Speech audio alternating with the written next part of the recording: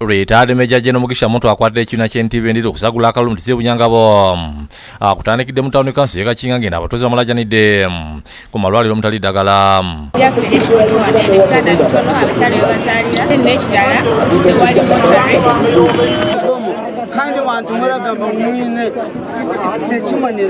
Mugisha Muntu abanukudde n'abasuubiza nti amawulire okugatereeza singa bamulonda. Mwaba abantu b'enyuma mwabure mubaze mu marwaro mwafa.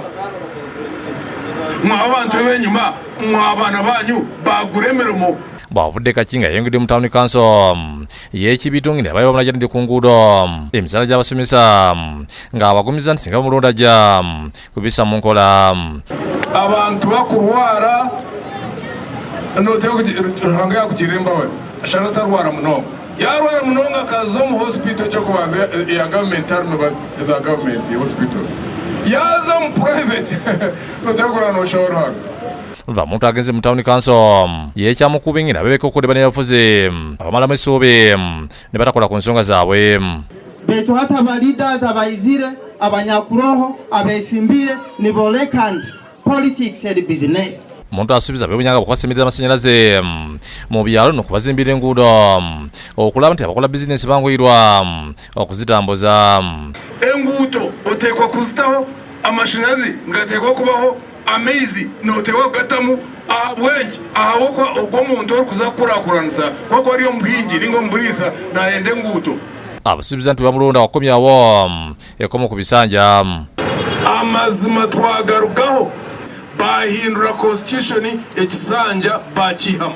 Atakwadde ekibiina ky'FDC bendera Nandala Mafabi asibye omudisiti okuliyamulye ne Kapere Byongo ng'asagula akalulu. Abeera bamutegeeza nga bebazenga basuubizibwa okubaddiza ende zaabwe zaalibwa mu lutalo naye tebanalirirwa. We been claim for our cattle but they are promising us but up to date the nothing we are getting. We are facing uneducation, no jobs, no good feeding at the homes. We are laying at the ground without mattresses. You see, Balajanidde Mafabi nti singa n'abayiseemu akole ku nsuka zaabwe kuba kyekimu ku bibabu by'emitwe mu birabi bamubulidde mwe muli amalwaliro obutabeera mu buweereza bw'omala tebamusaba babayiseemu abayambe abutunulemu. at least reach to a standard of health center for, but there is no good service, delivery service. Ebyenjigisa ne babikoonyekera Mafabi abasuubiza okubatunulamu. And the refugees will be given houses. Everyone will be educated for free from primary up to university. Yengedde Mitundu okuli omutoye asamuku n'ebirala olukuŋŋaana lwe alikuya ku kitebe kya Mulya ng'edde bamutonedde ebirabo. Mafabi asuubiza okutera abavubuka emirimu ng'ayita mu nteekateeka y'okuba bodaboda ku kibanja mpola. And we need to deal with poverty. Oluva agenze mu tawuni ya Mulya ng'awerekeddwa ku bannakibiina wakati mu ssanyu.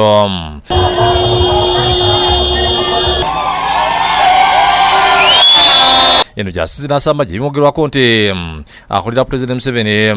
Sirimu akuvuma abantu na manifesto gyaffe gye ntunda nze nkoledde nkoze kyoba nesimbye ngambye Museveni singa batwala amagezi gange nabawa singa embeera nungi naye bwe bagaana nze mbawa amagezi amalungi saba bannayuganda bampe omukisa. Bw'avuddamu yagenze mu disitulikiti Kapere Byongo okusagula akalulu. Nandala bibazizira okuba omukyala okuva etteeso amufumbira ettooke n'agamba nti etteeso obukoddomi. Oluva Mafabi abasabye bamulonde abakolere ku banyiga okuli n'enguudo. Njagala kubagamba nti nze yekka na pulaani ayamba bannayuganda bano tebasobola. James Magala ne Anisia ze bakusakidde eggulu eno lwa Bukedde TV.